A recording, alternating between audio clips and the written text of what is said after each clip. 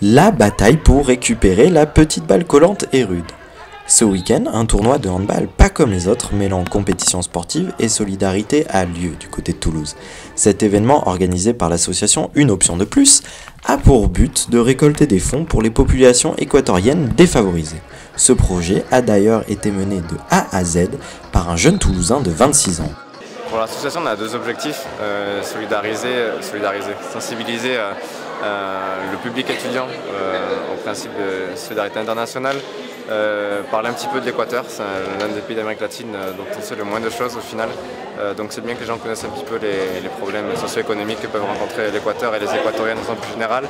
Le concept d'un tournoi solidaire a particulièrement séduit les joueurs, des étudiants venus des différentes universités de la ville. C'est une nouvelle dimension que j'avais pas vraiment découvert avant, on va dire.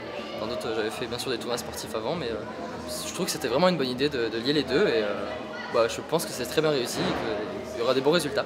Outre les matchs de handball, les spectateurs peuvent découvrir la culture sud-américaine grâce à des démonstrations de salsa ou encore des stands d'artisanat équatorien.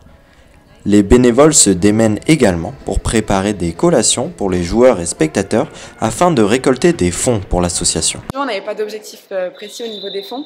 Je pense que de toute façon nos espérances on les a dépassées parce que ça a vraiment bien marché.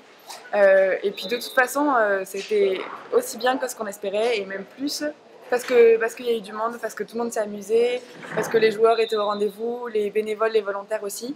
Donc il y a eu les fonds mais il y a aussi tout ce qu'on cherchait de communiquer sur l'Équateur et sur l'action de l'ONG. Donc on est vraiment très contents et ça fait bizarre que ce soit déjà fini. Le bilan est donc positif pour l'ONG, mais le travail n'est toujours pas terminé, puisque le même type de tournoi aura lieu à Quito le week-end du 27 et 28 février prochain.